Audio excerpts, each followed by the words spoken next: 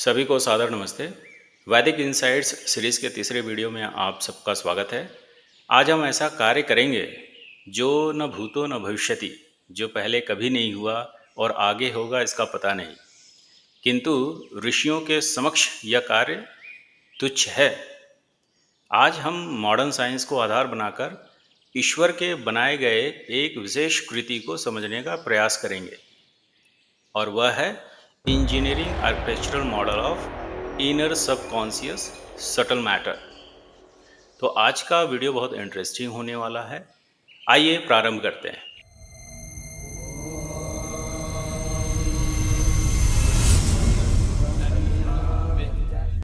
सत्य अर्थों में जड़ पदार्थ कभी भी कॉन्शियस अर्थात जीवित नहीं हो सकता। उसमें जड़त्व धर्म होने से विरुद्ध धर्म चैतन्य शक्ति कभी नहीं आ सकती, किंतु जड़ पदार्थ चेतनवत अर्थात चेतन जैसा व्यवहार कर सकता है, जैसे आज के समय एआई रोबोट कार्य करते हुए हमें दिखाई देते हैं। हमारे शरीर में स्वात्म रूप जो वस्तु है, जो हम हैं अर्थात जीवात्मा है, वही चेतन है, जिसके चैतन्य शक्ति से सब शरीर प्रकाशित होते हैं, जिससे यह शरीर जीवित सा दिखता है। हम प्रायः सुनते रहते हैं कि कॉन्शियस माइंड और सब कॉन्शियस माइंड, लेकिन आज हम शास्त्रों के अनुसार इसकी परिभाषा को देखेंगे।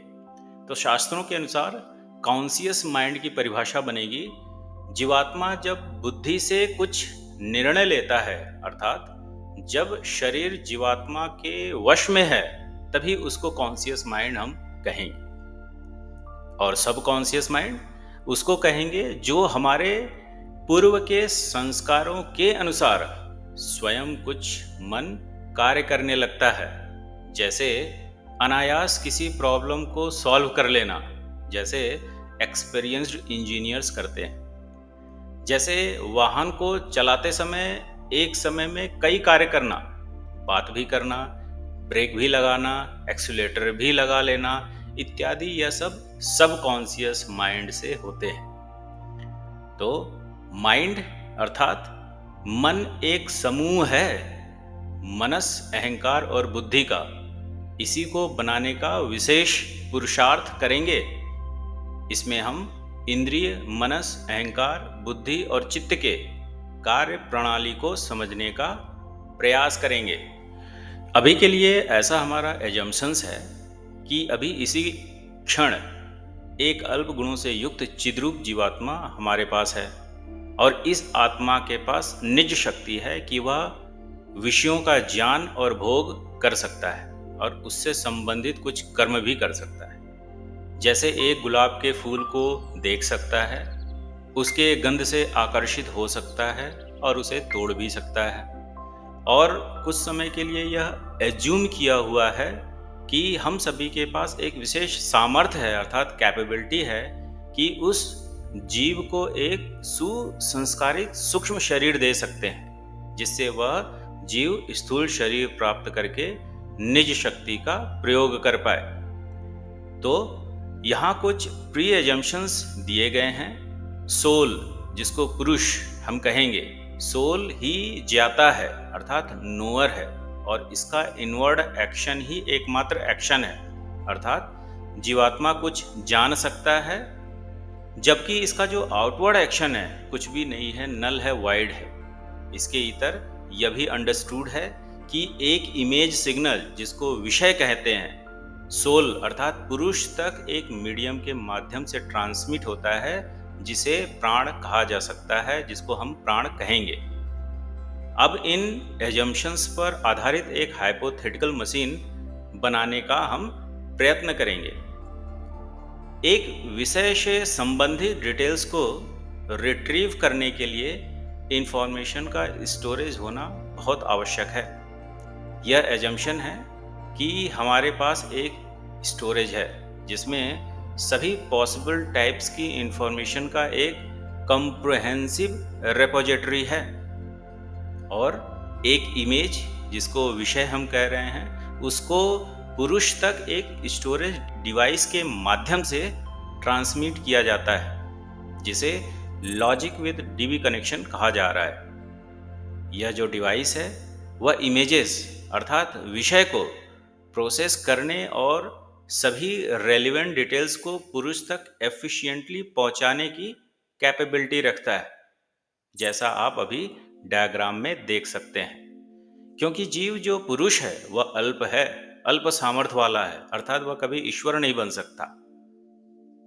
अब अगला स्टेप कई रिक्वेस्ट्स को हैंडल करना है, जिसमें पुरुष को इमेजेस विषय बहुत सारी इमेजेस भेजी जा रही हैं। इस सिनेरियोस के लिए रिक्वेस्ट्स को इमेज 1 और इमेज 2 IMG1 IMG2 माना गया है, जैसा आप डायग्राम में अभी आप देख सकते हैं। एक ही समय में कई इमेजेस विषय को हैंडल करने के लिए एक रिक्वेस्ट प्रोसेसिंग यूनिट को इंस्टॉल करना आवश्यक है, जैसा कि आप डायग्राम में देख सकते हैं। और इसी प्रोसेस में एक हाइपोथेटिकल स्टोरेज डिवाइस को दो अलग अलग कंपोनेंट्स में ब्रेक किया जा रहा है। पहले को हम बोल रहे हैं लॉजिकल कंट्रोल यूनिट LCU और स्टोरेज DB, जो डाटा स्टोरेज के लिए एक डाटाबेस है। अब इस कॉन्फ़िगरेशन में LCU जो रिक्वेस्ट प्रोसेसिंग यूनिट्स है उससे रिक्वेस्ट रिसीव करने और फिर उससे संबंधित इंफॉर्मेशन को रिट्रीव करने के लिए डाटाबेस से क्वेरी करने की रिस्पॉन्सिबिलिटी कैपेबिलिटी है। ये रेलिवेंट डिटेल्स फिर पुरुष को वापस भेज दिए जाते हैं, जिससे सिस्टम में इंफॉर्मेशन का जो फ्लो है वो पूरा हो जाता है। यह स्पष्ट रूप से बताया गया है कि सिस्टम का एक टाइम में सिर्फ एक ही रिक्वेस्ट को प्रोसेस करता है, ताकि पुरुष तक पहुंचने वाली जो ट्रांसमिटेड इमेजेस हैं, जो विषय हैं, उनके बीच कॉन्फ्लिक्ट्स को रोका जा सके।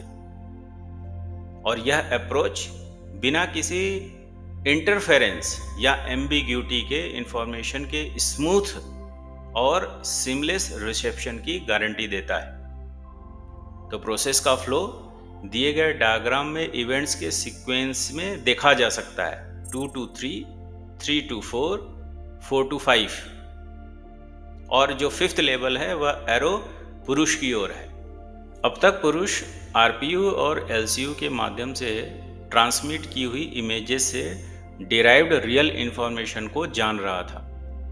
पुरुष को एडिशनल स्टोर्ड इंफॉर्मेशन का एक्सेस देने के लिए, जिसमें उसके पास एक्सपीरियंसेस और रेलिवेंट डाटा सम्मिलित हैं, उसके लिए एक स्क्रीन का सजेशन दिया गया है, ताकि कंप्रहेंसिव इंफॉर्मेशन को डिस्प्ले कर सके। जो दृष्टा पुरुष है, जो वॉचर है, उसका रोल है स्क्रीन पर जो इंफॉर्मेशन डिस्प्ले किया गया है उसको ध्यान से देखना।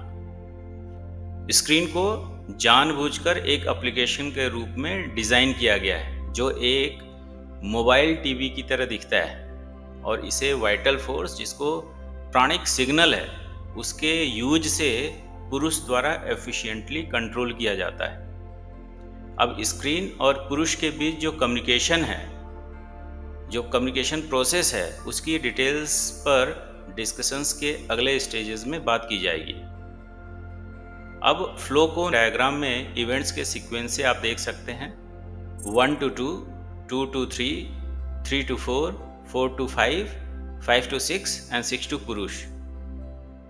अब अगले स्टेज में पुरुष की प्री एजम्पशंस में एक छोटा सा एडजस्टमेंट किया गया है, जिसमें स्टोर्ड इंफॉर्मेशन तक एक्सेस करने की थोड़ी डिज़ायर, इच्छा उसके भीतर डाली गई है, या उसकी एक फंडामेंटल एट्रीब्यूट्स है पुरुष की, कि उसके अंदर प्रयत्न और इच्छा उसके भीतर होती है। तो अब उसका हम प्रयोग करेंगे इच्छा। तो रिक्वेस्टेड इंफॉर्मेशन को फिर उसी स्क्रीन पर प्रेजेंट किया जाता है, ठीक वैसे ही जैसे हम मोबाइल एप्लीकेशन से स्पेसिफिक एक्शंस की रिक्वेस्ट एक एप्लीकेशन लेयर के माध्यम से करते हैं, जो एक ब्राउज़र या मोबाइल स्क्रीन की तरह काम करता है। तो फ्लो को इवेंट्स के सीक्वेंस के माध्यम से देखा जा सकता है, जिसमें दिखाया गया है IMG to 1, 1 to 2, 2 to 3, 3 to 4, 4 to 5 और 5 to 6 और 6 to पुरुष। तो इच्छा से संबंधित स्टोर्ड इंफॉर्मेशन को इवेंट्स के इस सीक्वेंस के माध्यम से एक्सेस किया जाता है। पुरुष to 8, 8 to 9, 9 to 3, 3 to 4, 4 to 5, 5 to 6 and 6 to पुरुष। अगले फेज में एक्टिविटीज जैसे मूवमेंट थ्रू लेग्स को एग्जीक्यूट करना सम्मिलित किया गया है। पुरुष लेग मूवमेंट शुरू करने के लिए स्क्रीन के माध्यम से एक रिक्वेस्ट डिमांड इनिशिएट करता है। तो इच्छा प्रयत्न जो भीतर पुरुष के हो रहा है, यह जो स्क्रीन है वह उसको कैप्चर कर लेता है। इसके अलावा मूवमेंट्स की हैबिट को डाटाबेस जो डीबी है हमारा, उसके भीतर एक टाइप की इंफॉर्मेशन के रूप में स्टोर किया गया है। यह एप्लीकेशन थोड़ा सा इंटेलिजेंट टाइप का है, जिसमें एक लॉजिकल कंप्यूटेशन हो रहा है। उस इंटेलिजेंट एप्लीकेशन के रूप में स्क्रीन के पास पुरुष से आने वाले सिग्नल को समझने और कैप्चर करने की विशेष सामर्थ्य है। तो लाइव इंफॉर्मेशन का फ्लो इस प्रकार होगा: IMG to 1, 1 to 2, 2 to 3, 3 to 4, 4 to 5, 5 to 6 and 6 to पुरुष। और लेग मूवमेंट का फ्लो होगा: पुरुष to 8, 8 to 9, 9 to 3, 3 to 4, 4 to 10 and 10 to 11 and 11 to कर्मेंद्रिय। तो यह जो इच्छा और प्रयत्न है, जैसा हमने बताया कि यह फंडामेंटल एट्रीब्यूट्स हैं पुरुष के। तो पुरुष के पास प्रयत्न सिग्नल का यूज करने की कैपेबिलिटी है, जिसे स्क्रीन एप्लीकेशन द्वारा कैप्चर किया जाता है, फिर लॉजिकल कंट्रोल यूनिट LCU में ट्रांसमिट किया जाता है। तीसरा फ्लो मूवमेंट हैबिट्स के इंक्लिनेशन को फैसिलिटेट करता है, उन्हें रिक्वेस्ट प्रोसेसिंग यूनिट की ओर डायरेक्ट करता है और आवश्यक जो कर्मेंद्रिय है उसको इनिशिएट करता है, जैसा आप अभी डायग्राम में देख सकते हैं। तो यह जो फाइनल डायग्राम है वह पिछले डायग्राम का एक डिटेल्ड वर्जन है, जो स्क्रीन लेयर को स्क्रीन और एप्लीकेशन लेयर में ब्रेक डाउन करता है। अब हम महर्षि कपिल के सांख्य दर्शन के अनुसार सांख्य और योग दर्शन में जो अंतःकरण की डिजाइन बताई गई है, उसको हम अपने आर्किटेक्चरल मॉडल से वेरीफाई करेंगे। तो आइए उसको भी देखते हैं। इसमें पहला है रिक्वेस्ट प्रोसेसिंग यूनिट RPU, जिसको शास्त्रों में मन कहा गया। इसको मनस भी कहते हैं। सांख्य दर्शन के दूसरे अध्याय में एक सूत्र है, उभयात्मकम मनः।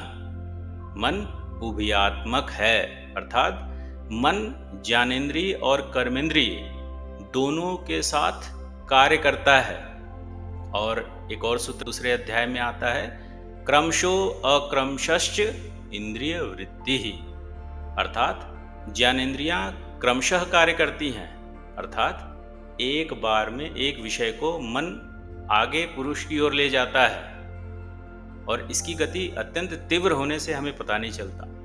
और कर्मेंद्रियां अक्रमशः कार्य करती हैं, अर्थात एक समय में एक से अधिक कर्मेंद्रियां कार्य करती हैं, जैसे बगीचे में चलते समय बात भी करना, दौड़ना भी इत्यादि। दूसरा है logical control unit plus storage. इसको शास्त्रों में अहंकार कहते हैं, क्योंकि ज्ञान, कर्म और भोग के संस्कार इसी में होते हैं, यह इसी का धर्म है। सांख्य सूत्र आता है 6ठे अध्याय में, निर्गुणत्वात् असंभवात् अहंकार धर्मा होते, अर्थात निर्गुण होने से अदृष्ट जो संस्कार हैं वह आत्मा के भीतर इकट्ठा नहीं होते, क्योंकि आत्मा निर्गुण है। किंतु यह अहंकार जड़ का धर्म है, क्योंकि ज्ञान, कर्म और भोग के सब संस्कार अहंकार में होते हैं। तो इस कारण अहंकार पुरुष के बिहाफ कर्म भी कर पाता है। इसलिए सूत्र आता है, अहंकारः कर्ता न पुरुषः, अर्थात अहंकार करता है, न कि पुरुष। पुरुष निष्क्रिय है। तीसरा है एप्लीकेशन लेयर और स्क्रीन। इसको शास्त्रों में बुद्धि अथवा चित्त कहा गया है। तो योग दर्शन में कई बार आता है, पुरुष बुद्धे प्रति संवेदी, अर्थात पुरुष बुद्धि का प्रतिसंवेदी है, अर्थात बुद्धि पर जो कुछ प्रकट होता है उसकी संवेदना पुरुष को हो जाता है। महर्षि व्यास जी अन्य स्थानों में अपने भाष्य में लिखते हैं योग दर्शन में कि बुद्धि सत्वम ही भास्वरम आकाश कल्पम, अर्थात सत्व प्रधान बुद्धि निश्चय रूप से सूर्य के समान हमारे हृदय आकाश में है। जैसे आकाश में सूर्य सबका प्रकाश करता है, वैसे ही बुद्धि ज्ञान का प्रकाश करती है। आज के वीडियो को देखने के लिए आप सबका बहुत बहुत धन्यवाद। नमस्ते। ओम।